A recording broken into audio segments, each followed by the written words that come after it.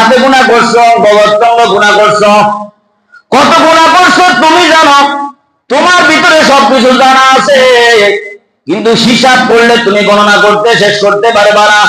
আল্লাহ তাআলা বলে, বান্দা ছোট বড় যত গুনাহ আছে রমজান রোজা রাখার কারণে আমি মাওলায়ে কারীম সব গুনাহকে আমি মাফ করে দিলাম। গুফিরা লাহু মা তাকাদ্দামা মিন যামবি, গুফিরা লাহু, গুফিরা লাহু মানে এখানে কোন সগীরা কবিরা উল্লেখ করে নাই। এই হাদিসের শব্দের দ্বারা বোঝা যায় বান্দার পিছলা গুনাহগুলোকে মাফ করে দেয়। এই সুযোগ, সুবর্ণ সুযোগ আমরা না হারাই। কি বলেন ভাই? রমজানের রোজা রাখলে নিজের লাভ, প্রতিদান দিবেন আল্লাহ তাআলা, বদলা দিবেন আল্লাহ তাআলা, নেয়ামত দিবেন আল্লাহ তাআলা। জান্নাত পাবো তো আমলের বিনিময়, ঈমানের বিনিময়। কি বলেন ভাই?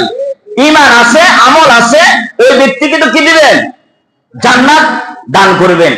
যারা রোজাদার তাদের জন্য একটা জান্নাতের গেট হবে, বাবুস সাওম। কি হবে?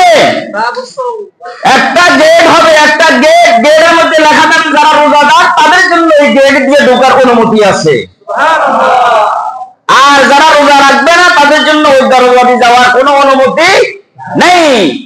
আর রোজাদার যারা ওই দরজা দিয়ে যারা ঢুকবে, মুসান্নাদে আবি শাইবা, মুসান্নাদে আব্দুর রাজ্জাক কিতাবের মধ্যে লেখা আছে, আল বিদায়া ওয়ান নিহায়া কিতাবের মধ্যে লেখছে, যারা রোজাদার দিনের বেলায় খানা খায় নাই, ইফতারের সময় খানা তেমন দুর্বল ছিল, টাকার কারণে অর্থের কারণে ভালো ইফতার করতে পারে নাই, সাহরির সময় তেমন ভালো মন্দ খাইতে পারে নাই, কষ্ট ক্লেশ করে তারপর মালিকের ভয়ে রোজা রাখছে, আল্লাহ তাআলা বলবে দুনিয়াতে আমি মাওলার ভয়ে, জাহান্নামের ভয়ে তোমরা রোজা রাখছো, আজকে এই গেট দিয়ে তোমরা ঢুকবা।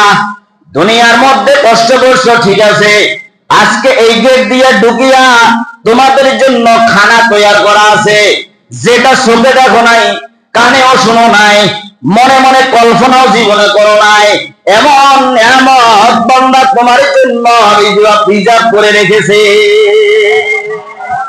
যাও ওখানে ঢুকো, আর সব খানা তোমাদের জন্য পরিবেশন করে রাখা হয়েছে, ঢুকবা আর খাইবা, আর ওখানে কোনো ক্লান্তিও আসবে না, আর দুশ্চিন্তাও আসবে না, টেনশনও আসবে না, রোগও আসবে না, বাথরুমের হাজত হবে না, প্রস্রাবের হাজত হবে না। সুবহানাল্লাহ। বলে এত খানা খাইলাম, বাথরুম